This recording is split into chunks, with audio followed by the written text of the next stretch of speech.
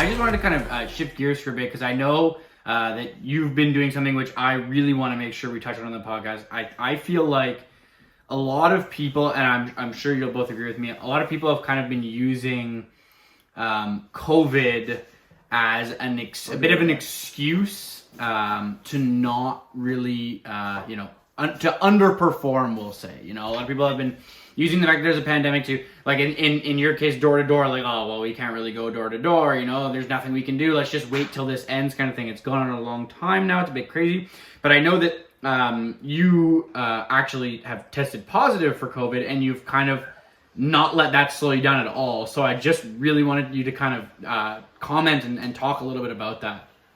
Yeah, no, I think you're right. A lot of people are using it as an excuse. And at least for me, like my opinions and my values and my political views and stuff like that, I feel like we just live in a world where people just love excuses. Yeah. And they're almost forced to, right? I don't think it's their fault, when we're giving out CERD or curb to totally people, we're almost feeding them hey, don't work, right?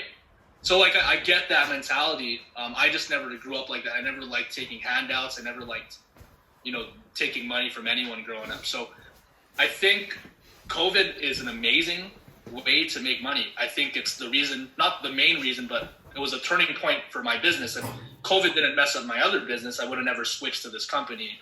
And timing is everything, right? And then the other thing was for door to door, if you think about it, what's one of the hardest things in door to door? Not catching people home. Yeah. Where was everyone during COVID? They were at home. We so totally felt that. Yeah. I can hear you, man. We totally felt that. That was exactly it for us. And the crazy thing was they had I felt like they almost were more willing to spend money. I feel like when people were home, they were in a buying mood. Yeah. Because when people are home and they're not doing anything, and this goes for anybody. The most time you spend money is when you're not making money. Because you have all that free time to spend money. Yep. So people are home, they're shopping online. I never thought about looking that. on Amazon, and then some handsome fella knocks their door to sell them an alarm system. Right? They're like, of course I'm going to buy, right? Yeah. And then the other thing was, so that's just on the sales side. So sales were good, but how about the recruiting side? How about all those university students that had summer job plans? No job. Right? They don't have work anymore. So that was another source of recruiting, right? I would reach out to a lot of my friends that lost their job, and I was able to provide them work. Yeah. And then their friends would do it, and then their friends would do it, and then that was just my door-to-door team. But then I was before that, I was able to create a work-from-home team as well, where we were doing cold calls from home. And who doesn't want to work from home, right? So I just call someone and say, "Hey, do you want to work from home?" They say, "Yeah." They'll say yes, and then another recruit. So I built the recruiting side and the sales side just from COVID. COVID's a great way to. It's great. I heard. I never go on LinkedIn, and I went online today to make a post, and I saw a post from Midday Squares that was the biggest lesson we got was through COVID was to when everybody else is going on defense, make sure you go on offense. And a friend's brother of mine who's still doing student painting called me up in the beginning of COVID last year, and he was like, "How is this impacting you? I feel like everything's going down the drain, and we have to stop working." And I said, and this was before I knew anything about it. I didn't know that it was going to impact us in a good or bad way. I said, historically, any of the stories that I've read about, billionaires or tycoons or anyone that's really super, really just killed it financially, it's often people that are doing the opposite of what everybody else does in a financial crash, whether it's, buying all the real estate when there's a depression, or shorting the market or whatever it is. So I said, I have two choices here. I can go the route that most people are going, which is I can feel sorry for myself and I can let it get to me that I can't go and work, and I can get depressed about it.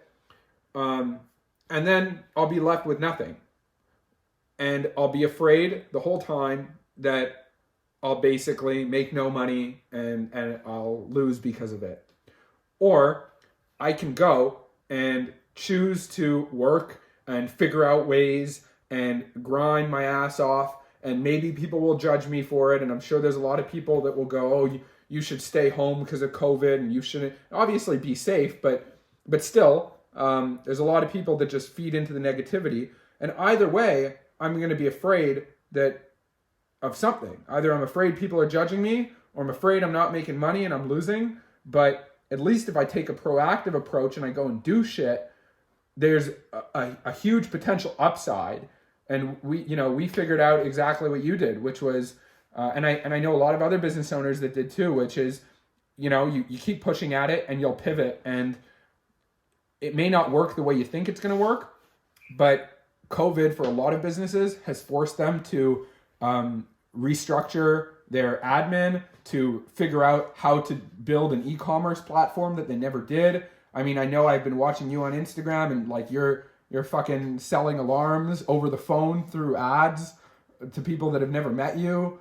And that's a whole other business avenue that we may have never discovered had COVID not happened. Yeah. So, you gotta decide, like, do I want to make my own luck, or do I want to sit at home and be sad about it? Yeah, absolutely. It's interesting, right? Because a lot of these businesses, they already knew that these online, strategies were there, but a lot of them were just so ignorant to it, right? And COVID allowed them to start actually looking into it when they should have. And I think it's a lesson for a lot of businesses. Just they have to be able to adapt to, the economy. Well, you're busy being busy, right? And like, I feel like Gary Vee, when he talks about stuff like this, he's like, one of the questions that he was asked was, what do you do when you spend all like 6, 7, 8 months building your platform on Instagram or Facebook or whatever, and then that platform dies? And he's like, that's the market. Like, what are you going to do? So fucking what? Like that, sure, you should be prepared doing other things, but like there's no reason to feel bad about it, because that's just how it is.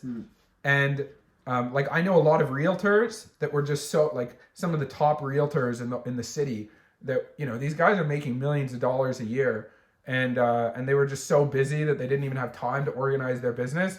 And like you said, because COVID forces them to stop, now they're like, let me check these blind spots that I thought were not really big deals in my business.